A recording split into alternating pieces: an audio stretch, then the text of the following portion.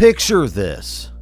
You're flying down the field, eyes locked on that ball as it slices through the air. It's dipping, spinning, moving like it's got a mind of its own. And then your foot meets it clean, like this. That right there?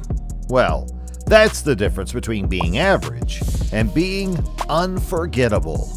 Now, let's talk about someone who made that moment look like art. Dimitar Berbatov. Nah, he wasn't banging in goals every game, but when that ball dropped from the sky, well, he owned it. Back in his Bayer Leverkusen days, his technique was already smooth. But it was in the Premier League, where the passes come faster and defenders close in quicker, where he truly showed out. The man could bring down a 40-yard ball like it was nothing.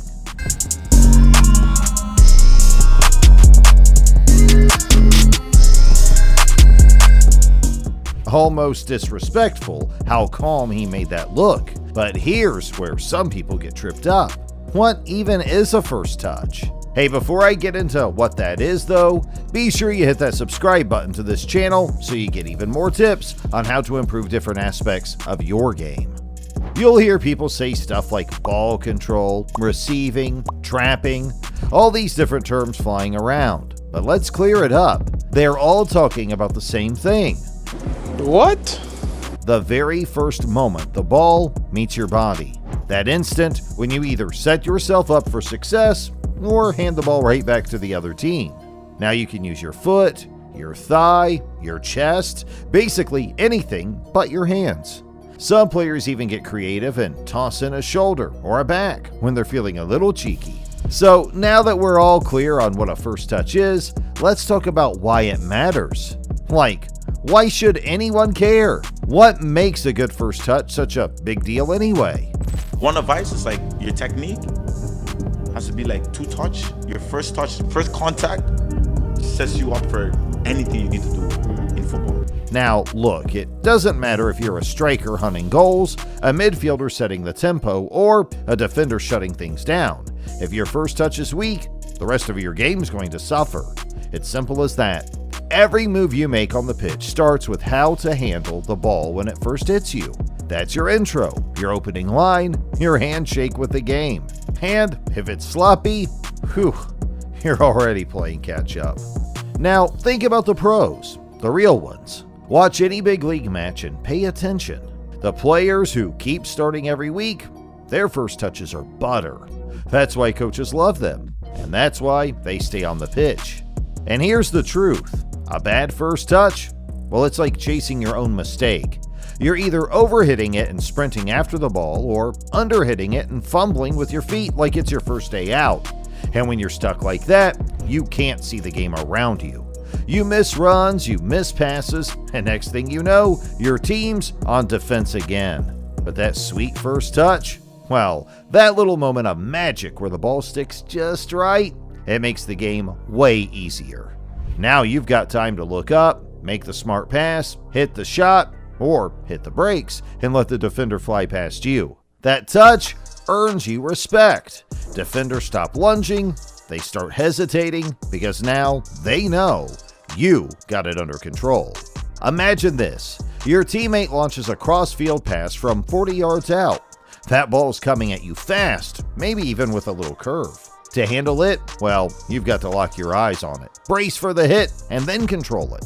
Whether that's with your feet, your chest, or whatever works. Sounds kind of intense, right? It definitely can be at first, but just remember, practice is how you get there. Well, I always, especially back home, I try to tell young players, start as soon as possible to train on whatever you think it's weak in your game, or even what is your strong side, continue to improve on. And for early on, I knew that I had a talent and I have a good technique. So basically, without nobody telling me, I was throwing the ball in the air with my hands and just control.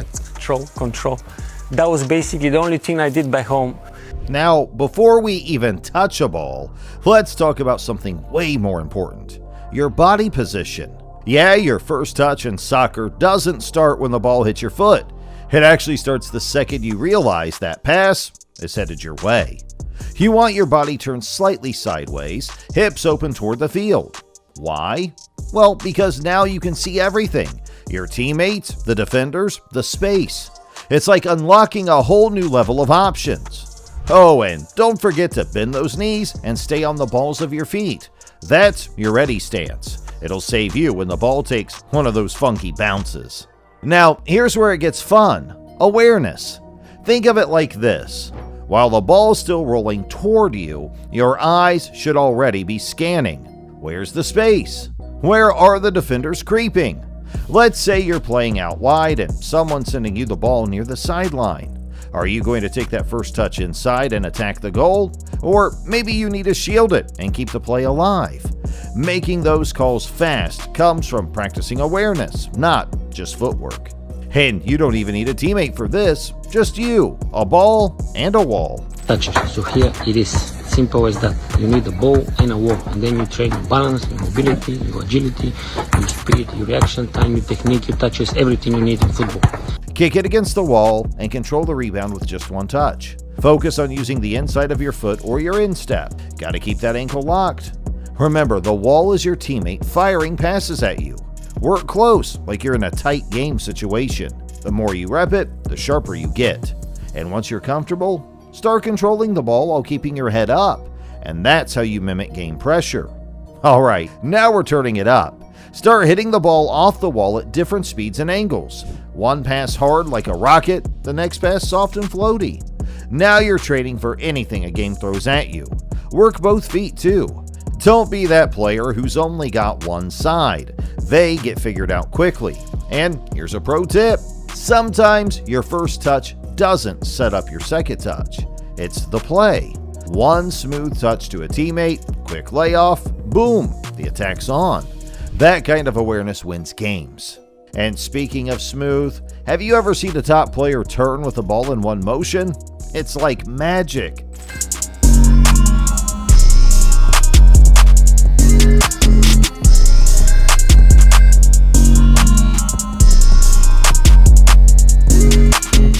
They don't trap it, pause, and then turn.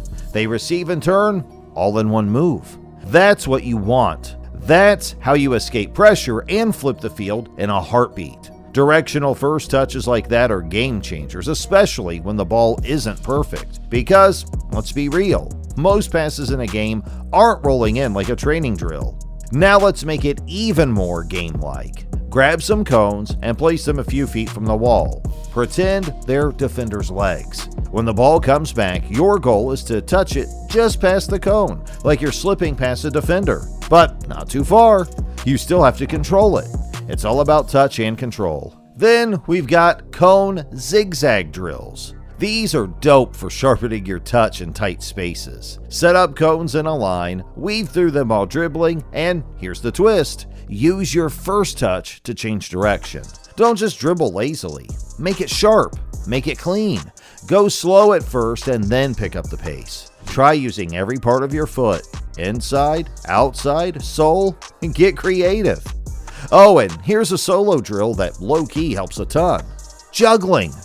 The only drill I did when I was young to start with was this one. You take the ball, you throw it, or you kick it as much as you can. You start with that in control. Control. Yeah, like he said. Toss the ball a little above your head and then try to bring it down smooth with your foot. Don't worry about racking up a ton of juggles. This is about control. Try guiding the ball to land in a certain spot, maybe between two cones or toward a mini goal. That way your touch becomes intentional, not just random. Now, if you've got a training buddy, it's time to add some pressure. Run a quick give and go. Pass it, then sprint into space, and when you get it back, control it with your back foot, the one furthest from your partner. That move helps you shield the ball and keep control under pressure. And here's a bonus. You're also building that habit of always moving after a pass, which keeps your team flowing. Now for that next level stuff, have your partner serve balls from all kinds of distances and heights. As the ball comes, they shout a direction, left or right. That forces you to adjust on the fly, control it, and react, just like it's a real game. You want to make it even tougher? Have someone lightly pressure you while you receive it. Now you've got a shield, balance with your arms, and still keep that first touch locked in. Because here's the truth, soccer isn't a statue sport. Everything happens on the move. That's why you gotta train like you're in the game.